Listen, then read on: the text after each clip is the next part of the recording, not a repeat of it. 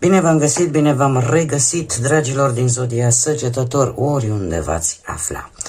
Bine ați venit la o nouă lectură pentru perioada cuprinsă între 3 și 9 noiembrie, așa că toți cei care aveți soarele, luna, Venus, ascendentul sau oricare alt aspect astral important pentru voi din harta voastră natală și care are legătură cu Zodia Săgetătorului, această lectură este de asemenea și pentru voi.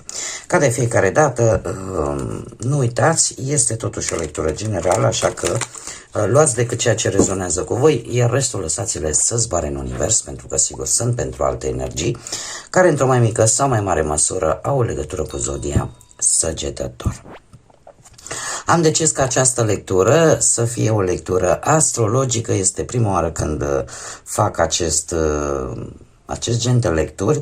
Eu sper să vă placă, sper să vă ajute să găsiți acele răspunsuri pe care le căutați, dar înainte de a începe lectura propriu-zisă, am și un mesaj, mi-am notat aici, pentru domnul Maximilian Birou, care în înțelepciunea sa a ținut să mă critique și să-mi jignească inteligența vis-a-vis de cărțile de Lenormand.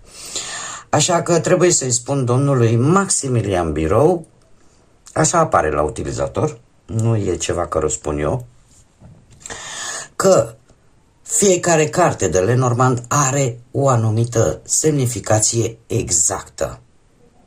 Eu nu descriu cărțile după cum arată imaginile. Eu știu că o anumită carte, chiar dacă apare o femeie, dar este un buchet de flori, eu știu după număr, cartea aia nu reprezintă femeia. Cartea aia reprezintă buchetul ăla de flori și simbolistica cu care vine el. Asta așa pentru cultura dânsului generală.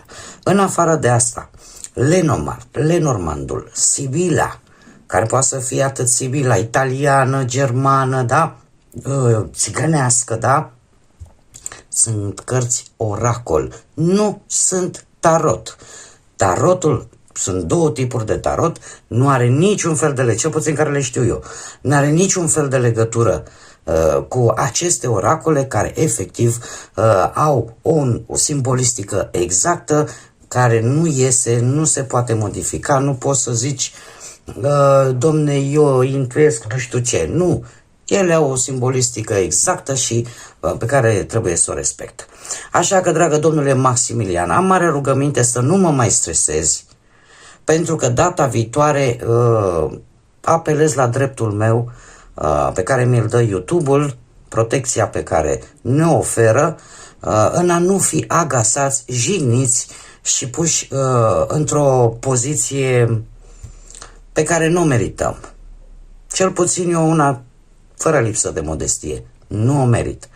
Tot ceea ce fac aici e vorba de niște ani de studiu, nu fac după ureche și îmi place, sunt o autodidactă, îmi place să mă dezvolt, îmi place să cunosc cât mai mult, ca informațiile mele să fie unele cât mai bune și cât mai veridice.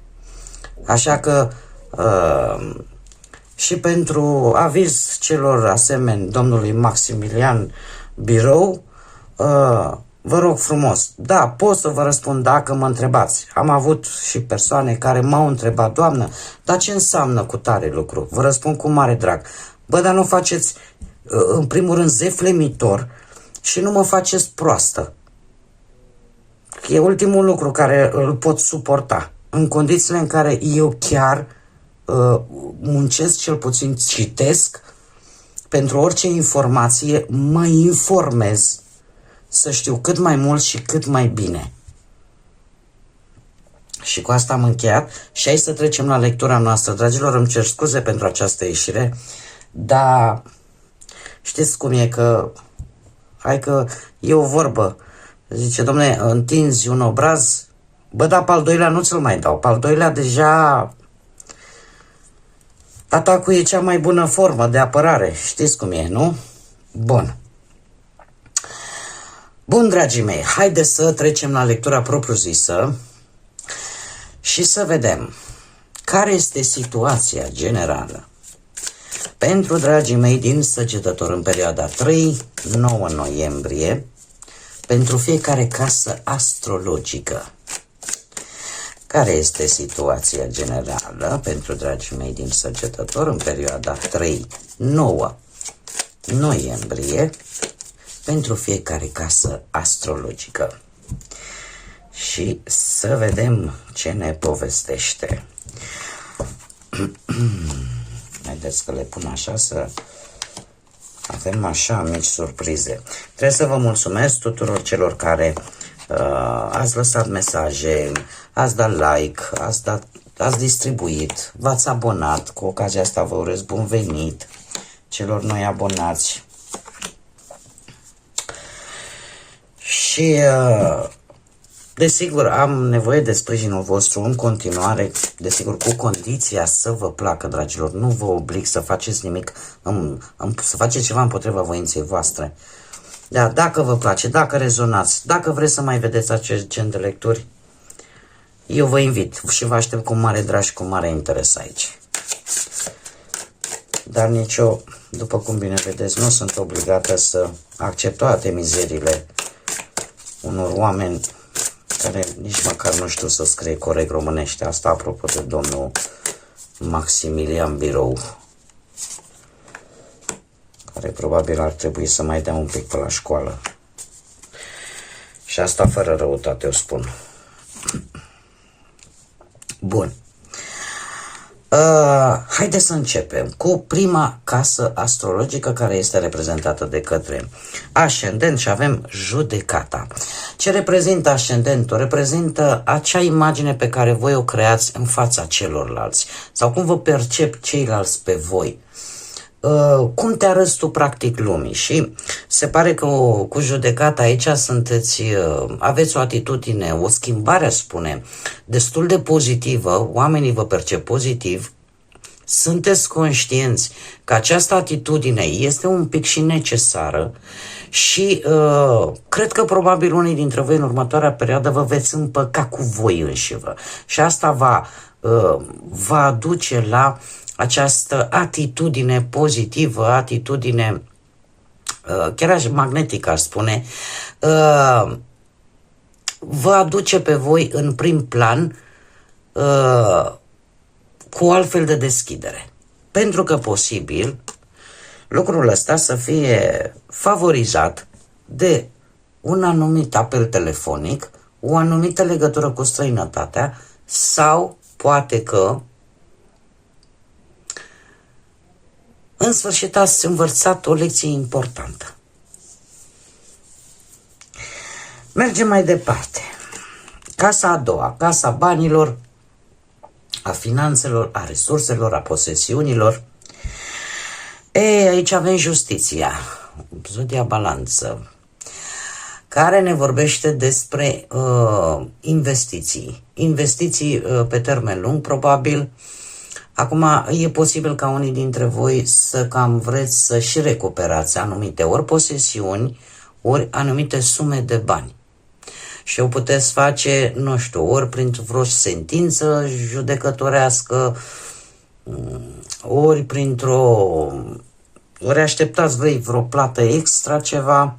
Cert este că următoarea perioadă pentru voi, din punctul ăsta de vedere al bănuților, lucrurile cumva vor sta destul de echilibrat.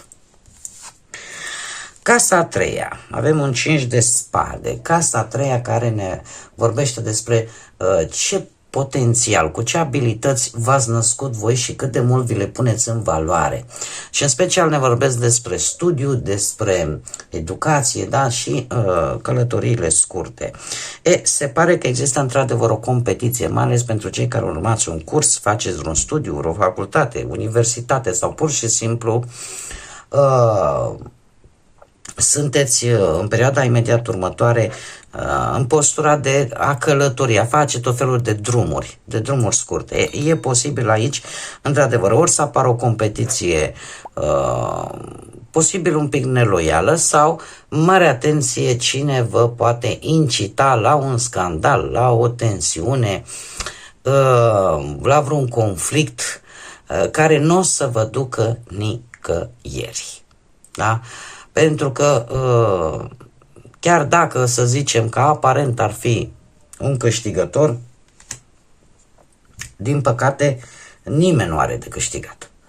din această tensiune. Așa că ar fi bine când știți că aveți drumuri scurte de făcut, nu știu, poate lucrați ca și în cadru didactic, da? De acasă până la muncă. Încercați oarecum să evitați acest gen de discuții provocatoare, da? În care fiecare sau în care cineva încearcă să-și impună oarecum punctul de vedere, da? Într-o manieră destul de agresivă, cel puțin verbal. Mergem mai departe, casa patra, care vorbește de casă, de confortul vostru, de comoditatea voastră, de familie, de rădăcinile voastre, de unde vă trageți voi. Și avem un 8 de cupe. Ei, dragilor, se pare că voi sunteți într-o situație în care v-ați cam îndepărtat. Îndepărtat poate de familie, îndepărtat poate de casa ta, de unde ești tu, sau poate că pur și simplu consideri că nu obții ceea ce tu îți dorești și ai în gând să te îndepărtezi. Să te îndepărtezi de ceva familiar ție, de poate cineva din familie, poate de cineva din zona ta intimă, poate pentru a nu distruge tot. Sau poate pur și simplu pentru că apare această dezamăgire, că ai dat totul și nu ai primit nimic, sau ai primit prea puțin. Cumva apare ideea de a abandona ceva legat de familie, în general de partea asta intimă a voastră. Da? Posibil, puteți să abandonați, ținând cont că e vorba și de cămin, puteți abandona, de exemplu, ideea de a renova o casă sau ideea de a schimba, nu știu, ceva care îți aducea un pic de confort. Să renunți la idee pentru că deocamdată nu se întrunesc condițiile necesare. Avem casa a cincea. Casa a cincea care ne vorbește de creativitate, ceea ce vă face pe voi să vă simțiți mândri, pasiunea cu care o faceți, nu știu, ceea ce vă face pe voi să vă simțiți speciali. Și de asemenea e și casa copiilor și avem lumea. Păi ce vă face pe voi să vă simțiți speciali? Ei, o reușită. O reușită în care de asemenea apare legătura cu străinătatea, ori că reușești să te muți într-un alt loc, ori că ai un rezultat final favorabil, poate pe partea asta a muncii, da? Sau poate că trebuie să întreprinzi o călătorie lungă, da? Legătura, cum am mai spus, cu străinătatea, sau poate că în sfârșit reușești să vinzi o proprietate sau un bun de valoare, da?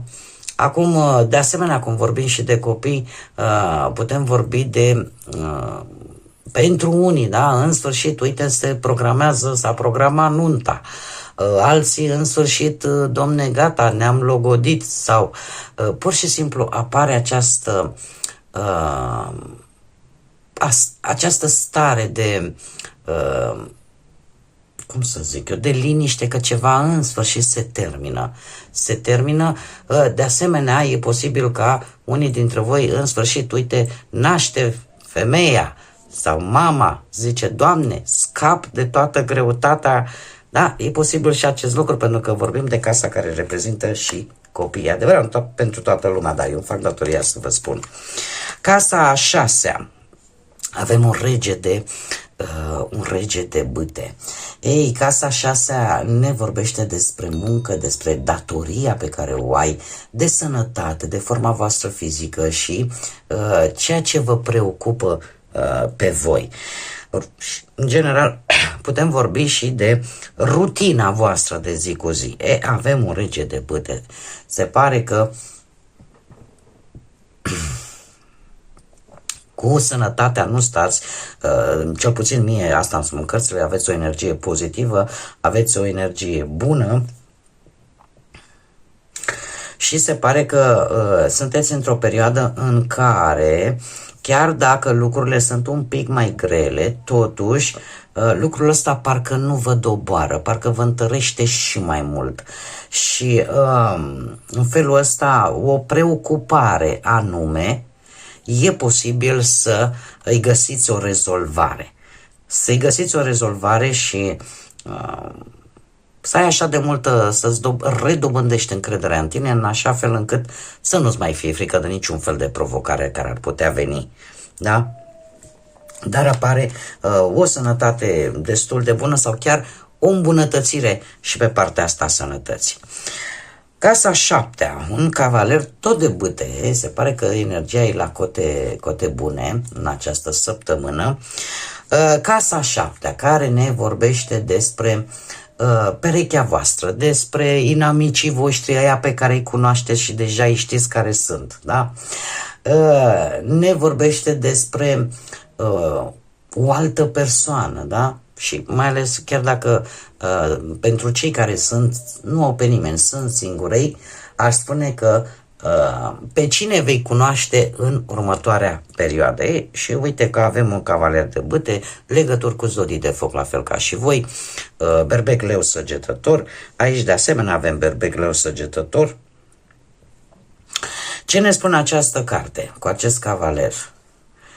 Dragilor, dacă vorbim de perechea voastră, se pare că în pereche e nevoie de un compromis pe care trebuie să-l faceți amândoi ca lucrurile să meargă și asta trebuie să vină pe baza unei onestități.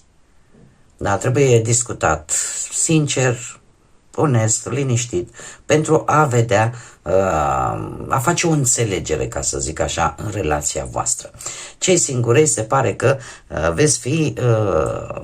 veți da peste cineva, poate ori mai tânăr ca voi, ori așa, care are un comportament mai tineresc, dar e cineva care e posibil să vă atragă în următoarea perioadă și să vă facă să vă puneți întrebarea, domne, o fi ceva serios sau rămânem decât la faza de aventură? Da? Avem și această posibilitate și de asemenea aș mai putea să spun vis-a-vis de inamici. Să știți că e un inamic aici, nu știu care are legătură cu zodiile de foc, la fel ca și voi, dar să știți că e un amic destul de, care nu prea dă un pas înapoi și e un rival greu de combătut, da? La care trebuie să aveți un pic de grijă. Mergem mai departe, casa 8, avem un paș de monede, casa 8 ne vorbește despre acea intensitate care apare într-o anumită relație cu cineva. Ne vorbește de, cum să spun eu, și aici avem posibilitatea nașterii poate a unui copil, da? E vorba și de schimbări radicale, e vorba de și de ceva karmic și în special de bani sau bunuri care cumva sunt la comun. Faptul că avem acest paș de monede, se pare că voi totuși vreți să vă interesați într-un fel. Vreți să acționați, de fapt, într-un fel, să obțineți informațiile necesare vis-a-vis poate de o situație care are ceva în comun cu ceilalți. Dar acum am mai spus, ori bani, ori anumite bunuri la comun, cumva să rezolvați situația asta. Este o idee, este un început. Dacă vorbim de, nu știu, de schimbările astea bruște care pot apărea, aici putem vorbi și de anumite lucruri care sunt necesare în mod direct. Nu știu, putem vorbi de... Dar asta cred că tot pe partea asta, inițierea asta pe care vreți voi să o faceți, planul ăsta pe care voi îl aveți, e posibil să fie nevoie și de ceva, nu știu, documente, diplome, ceva. Dar este un pas pe care voi îl faceți și îl faceți încet și sigur. Poate că și karma are ceva de văzut, pentru că cumva ți se deschide așa șansa să te apuci de acest lucru. Ți se deschide această oportunitate. Bun, Mergem mai departe, haideți să vedem casa a noua. Casa a noua care ne vorbește de curiozitățile voastre, este casa voastră, care e reprezentată de zodia Săgetătorului, de găsirea unor răspunsuri, așa cum bine am văzut, de, cum să spun eu, acea schimbare poate de gândire. Ne poate vorbi chiar și de un eveniment cu conotații ori religioase, ori academice. Da? Și pregătirea pentru o călătorie lungă. E posibil voi să asistați într-adevăr la o reușită academică în care voi veți fi în centrul atenției, care voi veți dobândi, ca să zic așa, atenția, veți atrage atenția asupra voastră, dar într-un mod plăcut. Această regină de bâte, încă o regină de bâte, încă o dată energii de foc, la fel ca și voi, sunteți deciși să nu vă lăsați până nu veți obține ceea ce voi vă doriți, poate pe partea asta, că poate să fie implicată și partea religioasă, să obțineți ceva legat, care are o legătură într-un fel sau altul cu religia, dar de asemenea și de a obține ceva care are de văzut cu partea asta academică. Cum de asemenea nu vă lăsați până nu obțineți accesul sau răspunsul relaționat cu o călătorie lungă, care pentru voi este importantă. Mergem mai departe. Casa a 10, avem un 6 de spade. Ei, casa a 10 ne vorbește despre cele mai mari reușite pe care voi le puteți avea în cariera voastră, dacă apare vreo schimbare de loc de muncă, da, sau ce oportunități care pe voi să vă ajute să evoluați, să mergeți înainte. Și se pare că oportunitățile voastre sunt legate de asemenea de un drum. De un drum, nu știu, ori că pe apă, ori în interes de muncă, ori pur și simplu o călătorie, poate să fie relaționată și cu transportul pentru unii, poate să fie relaționată și cu un statut social pe care voi vi-l doriți, dar aici implică o călătorie. O călătorie în care chiar dacă poate să apară acea tristețe de separare de cineva sau de ceva, cumva ești conștientă că tranziția este dură, dar toată această schimbare cumva cere adaptabilitate și cere un pic de timp ca tu să poți să ai reușită, mai ales în cariera profesională. Casa 11, avem un 2 de bâte. Casa 11 ne vorbește despre speranță, despre lucrurile care cumva te-au prins surprindere, da? Să zicem așa, e vorba de partea voastră norocoasă. Partea voastră norocoasă, dragilor, este că voi oricum sunteți aventurieri și setoși de cunoaștere și de tot ceea ce vă trezește curiozitatea. Așa că sunteți nu știu dacă aveți anumite grupuri, anumiți amici care într-un fel sau altul reușesc să vă scoată din, bineînțeles cu dorința voastră, să vă scoată din zona de confort, din zona aia a rutinii și să vă redeschideți, să vă, cum să spun eu, e posibil chiar și o situație familiară. Da? O situație familiară să te pună în situația în care trebuie să ieși un pic din zona aia de confort, în care statică, în care poate prea mult ai stat de o perioadă de vreme și să te involucrezi în ceva, că e într-o organizație civilă, că e cu prietenii, că e cu cineva din familie, cumva să ieși. Și asta te poate ajuta pentru că nu, tu ești entuziastul zodiacului, ești aventurierul, mereu setos după a ști, după a cunoaște și după locuri noi. Avem casa 12 cu acest 2 de cupe. Casa 12 reprezintă acel ceva mai presus de noi.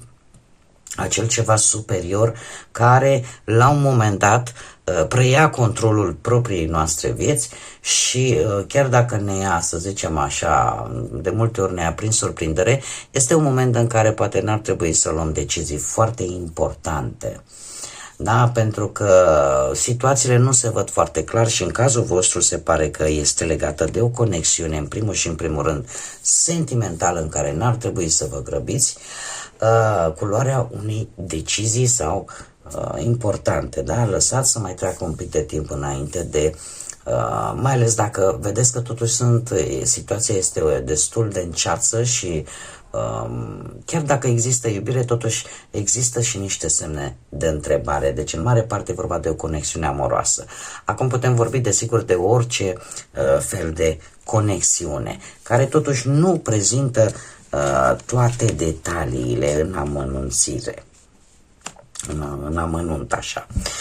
Să vedem acum care este surpriza sau sfatul pentru voi în această perioadă. Dragilor, avem un as de spade, aflarea unui adevăr sau siguranța că nevoia de fapt de claritate și de siguranță care te poate ajuta să-ți clădești un nou proiect de viață, să-ți formezi un nou mod de a gândi. Despre ce este vorba? Despre o separare, din păcate, văd eu aici, în care poate implica poate un divorț, o inimă rănită, o stare de durere, de a te simți oarecum abandonată. Dar să știți, este foarte, foarte interesant. Într-adevăr, unii dintre voi, surpriza posibil pentru voi, să fie aflarea unui adevăr care să ducă implicit la această perioadă de separare, poate nu neapărat de divorț, dar de separare, dar este într-adevăr o durere legată de dragoste, de iubire. Și totuși, paradoxal, avem și acest suflet pereche. Poate că toate aceste lucruri se întâmplă pentru ca voi să vă găsiți acel suflet pereche și să aveți parte de acea conexiune divină cu cineva. Mai nu știu dacă e greu de crezut că vorbim de aceeași persoană care vine cu separare. Și surpriza probabil vine cu ivirea acestui suflet pereche care vine în viața voastră. Și este, nu știu, va fi o conexiune aproape telepatică, o conexiune în care parcă nici nu e nevoie de vorbe. Pur și simplu te înțelegi din priviri. Cam asta ar fi surpriza pentru voi. Bun, dragilor, cam atât am avut pentru voi de data aceasta. Eu vă mulțumesc ca de obicei pentru prezență. Vă mulțumesc încă o dată pentru suportul pe care mi-l arătați prin like-uri, distribuiri și comentarii și faptul că sunteți abonați și vă abonați. Invit, cum am mai spus, pe toți cei care, dacă rezonați, dacă v-a plăcut, dacă vreți să mai vedeți acest gen de lecturi, dragii mei, eu vă aștept cu mare drag și cu mare interes. Cei care nu mă plac și mereu îmi găsesc cât un nod în papură, cu Dumnezeu înainte, căutați, vă rog, în altă parte. Mi-e milă de voi că aveți atât de multe frustrări și nu știți unde să vi le vărsați. Din păcate, eu chiar nu vreau să fac rău nimănui. Pot să accept o greșeală, dar la a doua, din păcate,